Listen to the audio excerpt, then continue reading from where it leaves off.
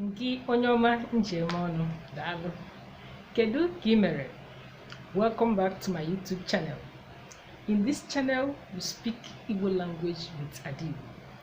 Eji m n'aka na ịdị mma. Ama m na arụ siri ike. Daalụ gị onye ọma njem ọnụ maka isonyere m na mgbasa ozi na channel a. I can't do without you. Because you're watching, I'm here to produce more.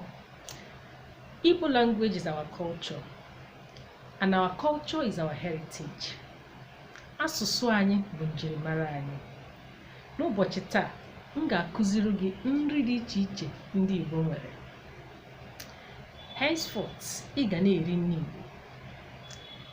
No more spaghetti, no more indomie, no more fried egg, and all of that.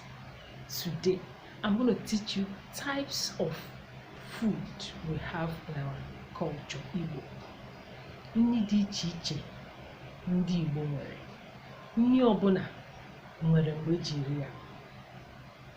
Dịka mgbe eji eri ji ọhụụ, ji pụta, o nwere omenala a na-eme tupu eriwe ji ọhụụ. That is iri ji.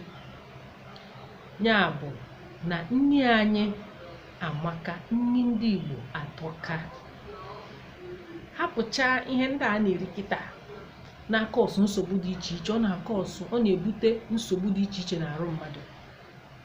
Nyanwa kpatara ọnya na-amara ahịa a na-akpọ kansa. Ọ maka na ineba anya ịfụ na ndị nna nna anyị ha adịghị eri ụdị nri anyị na-eri kịta. Fanta na Coke, Indomie, kedu ihe ma ọ bụ? Kama ị ga-eri ụtara nri ji ma ọ ntara nri akpụ, irie semo. N'ụbọchị taa, aga m akụziri gị nri ndị Igbo dị iche iche ndị nna nna anyị ha riri wee mee gịnị, wee bie ogologo ndụ, tọọ atọọ.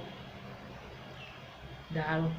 If today is your first time of seeing this video, please kindly subscribe to this channel. I'm here for you. Like, watch, share, comment. You can also contribute in case I didn't put it all here, because ndị Igbo nwere nri dị iche ọbaka. Nri ndị Igbo buru ibu. Enwere ike mmekwukọtacha ha ncha na vidio, mana onwe nke ịma ije na comment section ịkọwara anyị ya. Ọnya bụ na anyị na-eme gịnị? Anyị na-amụ asụsụ anyị, na-amụ omenala anyị, na-amụ ka ihe ndị Igbo si dị. Maka na gịnị? Omenala anyị bụ njirimara anyị. Ka anyị kwụsịnata na ihe ndị bekee anyị na-eri, pizza, burger, anyị ama ihe dị ha. Mana anyị rie nri anyị, anyị ebie ndụ ka ndị be anyị. Anyị ebie ogologo ndụ ka ndị nna nna anyị ha tọọ atọọ. Wee mee gịnị? Wee rie uru afụfụ anyị taa n'ụwa. Maka oke nwụchu na nwụchu n'oge ugbu a buru ibu. People die unnecessarily for eating nonsense, for eating what we don't know. You're welcome to this channel. Nri izizi m ga-akụziri gị ndị Igbo na-eri bụ gịnị? Ji mmanụ. Ji mmanụ, ọkwa ịma maka ji. Itinye mmanụ n'efere, tinye nnu, tinye ose, tinye ụkpaka, wee mee gịnị? Gwọọ ya, rie. Ị nwekwa ike tinye yabasị, nke ndị oyibo na-akpọ gịnị? Onions. Yabasị a na-enye aka wee na-abịa ụdị immune system.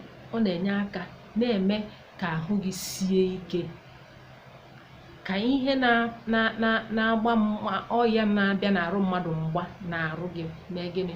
Sie ike, so that ọya bịa ọ chụpụ ya. Ji mmanụ ka m na-ekwu maka ya. Ji mmanụ, isie ji iche, idesa, ịchọ ibecha ya ebecha wee sie. Ịchọ isie ya sọsọ ya, nta azụ ya, isichaa ya, mgbe ị ga-eri ya ibechapụ ya. Ọzọ dịka ibia bụ na ị ga-eweta mmanụ. Iweta mmanụ, itinye ya nnu. Ị nwere ike metụ ya n'ọkụ obere ka ọ dịtụ n'ọkụ. Tinye yabasị, nke ndị oyibo na-akpọ onions. Tinye ụgba maọbụ ụkpaka. ụfọdụ na like kwa itinye ogiri ọ makakwa maka ihe a bụ nri ndị be anyị. Ọ na-enye aka wee na-eme gịnị, eme ka ahụ sie gị ike. Ọ ya bịa ọgba ọsọ maka na gịnị, ahụ gị siri ike, ịnọte aka ịtụọ atụọ bịa ogologo ndụ n'ụwa. Eji m n'aka na ị na-esonye n'ihe m na-ekwu. I hope you're following me. Yam and red oil, that is what I'm saying. Yam and red oil, ji na mmanụ. Onye ọma njem ọnụ, eji m n'aka na ị ga-esi nri atarie ya. Ọ maka enwere ike isi na nwere protein mana ụkpaka dị na ya bụ gịnị, protein. Mmanụ bụkwa fat and oil, so it's a balanced diet. Hello, some people neglect it so much, but this is our core native food that is very, very good. It's very healthy. The next food I'm going to explain here bụ gịnị, ofe onugbu. Dịka ndị Anambra, ọ bụ na ije mmemme na Anambra steeti, ọ bụ na enyebeghị ofe onugbu, ịma na o nwere ihe ndị akwado. Ofe onugbu na ụtara akpụ, ụfọdụ na-akpụ ya mgbadoga. Ihe a bụ nri eji mara anyị, nri ndị Igbo. Ụtara akpụ ma ọ bụ mgbadoga, that is cassava flour with bitter leaf soup. Cassava flour with bitter leaf soup. Ofe onugbu na akpụ, ụtara akpụ. Ọ maka na ihe eji esi ofe onugbu a, ngwongwo na ngwongwo na-adị n'ime ya mere ya irie ya ọ bụrụ balanced diet. Arụ esie gị ike, because bitter leaf on its own is a very healthy leaf that helps you fight a lot of things in your system. Then talk of the ogiri. Ogiri eji sie ya is very proteinous. Fish and meat inside, you can't quantify it. So nri a bụ ezigbote nri ndị Igbo, ọkacha na Anambra steeti. Ebe ọ bụ na a na-eme mmemme ebupụtebe ofe onugbu, ịma na nri ahụ akwadebe ya. Eji m n'aka na ị na-aghọta ihe m na-ekwu, nke onye ọma njem ọnụ. In case if this is your first time of encountering this video, please subscribe to this channel. Stay tuned and get notified whenever I upload a new video. Let's maintain our culture. Let's learn to speak our language. Maka na gịnị, asụsụ anyị bụ njirimara anyị. O nwekwara nri ọzọ ndị be anyị na-eri ka nje na mba Enugu steeti. A na-akpọ abacha. Abacha bụ ezigbote nri ndị Enugu steeti ji eche ọjị. Ọtụtụ obodo Igbo niile na-erikwu ya, na-atakwa abacha, mana ndị ọ bụ omenala ha bụ na ọ bụ na ibebe ha enyebeghị abacha, ịma na ibidobe bụ gịnị, Enugu steeti. Abacha bụkwa part of cassava.